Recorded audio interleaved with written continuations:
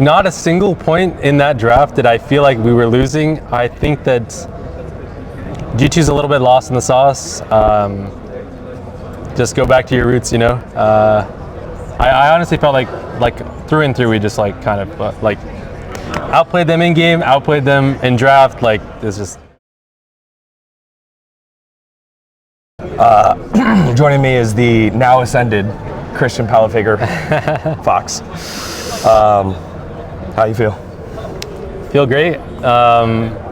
Honestly, this is probably more dopamine than I got for winning finals.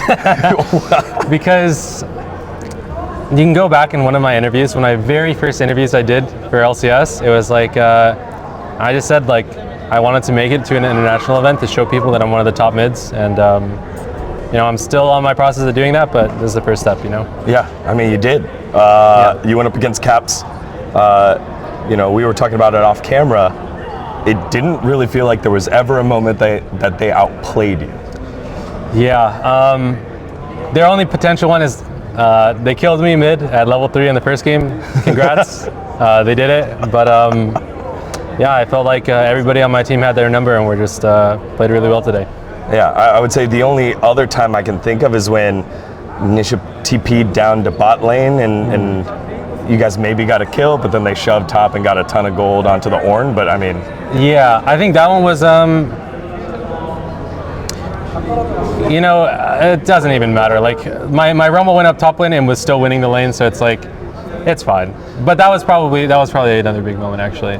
Y'all went multi-ban against Hansama. Yeah. And also, were you surprised that they last picked jungle in that first game? When they last picked jungle? Yeah, because they went with... I mean... Yeah. I'm not going to lie, I think that maybe unfortunately for G2, they might have to think of another draft strategy. I feel like we kind of exposed them a little bit. Our coaching staff did a really, really good job. The whole process throughout the week was like a lot of fighting. Yeah. And eventually we landed here, so yeah, I think that they kind of have weaknesses as players. You see, this is good interviewing etiquette. Let's not talk about your draft, let's talk about their draft, and I guess what you did against it, and it worked out. Game 2, I would say that it felt like they made, obviously they went to blue side. Blue side has won most of the games here this year, and do you feel like you guys were behind in the draft, but it felt like you were comfortable with what you were playing? Azir maybe was like something that you were interested in? Not a single point in that draft did I feel like we were losing. I think that G2's a little bit lost in the sauce. Just go back to your roots, you know. I honestly felt like through and through we just like kind of like outplayed them in game, outplayed them in draft. Like it's just, yeah. Yeah. When you think of moments from this series, standout moments, what's a standout moment for you? A standout moment for me is, okay, I know it's not going to sound like something, but I think Juan played like super fucking well today. Like he was playing, I don't think he ever, I almost want to say he played perfectly. Like actually he played so well today, like it was absolutely insane. Yeah, I think just a beauty to watch that one. Yeah, Belveth with the invade in like the level 1 through 3, and I would say dealt with that well, right? You didn't contest the chickens, you know, he got bottom side, but then after that the gang started coming in, right? And things worked out there. He was a monster. Yep. Come on, man. This is your time to brag. What was your moment? Okay, your moment. My moment, my 1v9 moment was, it was second or third dragon. I think third dragon. I was going around to find a Talia ult angle on their Xayah to trap him in, and I knew that like I dodged vision on one side. I was like, hey Dokla, get away from the wall. Like I don't want to wall you in and kill you. Yeah.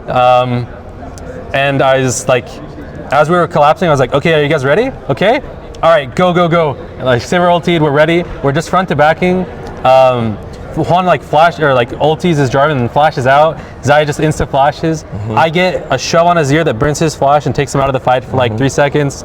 Then we're just like, we're battling front to back. Going through Xayah is a bit hard, but going through Talia is also a bit hard. Yeah. So like, we're just seeing who messes up first. I flash over the wall. They're kind of like overextending. We're getting more damage off. We're all kind of playing the line. Yeah. I go over the wall and then we hit another, or I hit another shove on his ear, and then I think the game was just GG from there. Yeah. Yeah. I mean, it was close. Caps was almost out. Yeah. But he wasn't out. Yep. Is this indicative of how it's been so far throughout scrims, and is this like getting feedback from the results that you've gotten from practice? I think mostly. Yeah, G2 is a scrim team. We're like the opposite of G2. Okay. Yeah. We get really good champion practice, but I think that like our players just have some type of different energy on stage, me included. Yeah. And we honestly like are literally night and day. Like we go from being like bot 5 LCS team to like obviously top 8 worlds. Yeah. So yeah. All right, 2 more questions here for you. I'm thinking, when it comes to who you want to draw, right? Obviously, all the big names have made it on through. This is why you play. This is why you make it to Worlds. Yeah. Who do you want to take on? I think that. Or who do you want to not avoid? Who do I want to not avoid? Give me who do you want to avoid and who do you want to take on? Who do I want to avoid? Obviously, we can't draw Genji and GGG, and everyone else is free game. Like, actually, I think that like you can do it, boys. And then finally, let's hear it, man. It's been Cloud9 Academy, Optic Academy, this whole journey here into LCS and watching you grow. Our Golden Guardians team passed on picking you up at the time. We went with Mickey.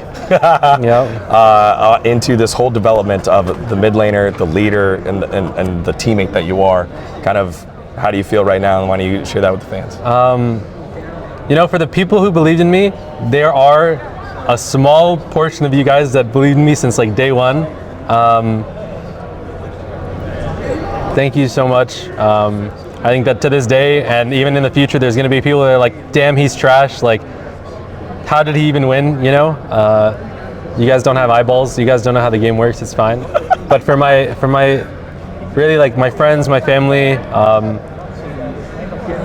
surprising to me, like I actually get a lot of supportive messages from like, I have like 5 or 6 people that like always message me on Twitter. Just thank you so much. Yeah. It was a Western road to the quarterfinals here for NRG, but they follow Cloud9 back in 2020. Yeah. I think 2020. It's the first LCS team to do it, and what a fantastic group of guys to do it, led by this man right here. Congratulations, Palafox. Thank you so much. So proud of you. All of us are very proud of you. Thanks for your time, and go kick some ass in Busan. Yeah. Thank you guys. Cheers, dude. Yeah. Oh, I'm so proud of you, man. Way to go, man. Is that the thumbnail?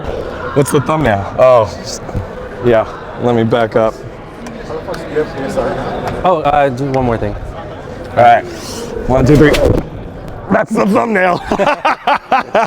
All right, cheers, bro. Let me grab this. Oh, for sure. Yeah. Dude, no one fucking band handles me like that. See you later, bro. Congrats. Yeah, thank you.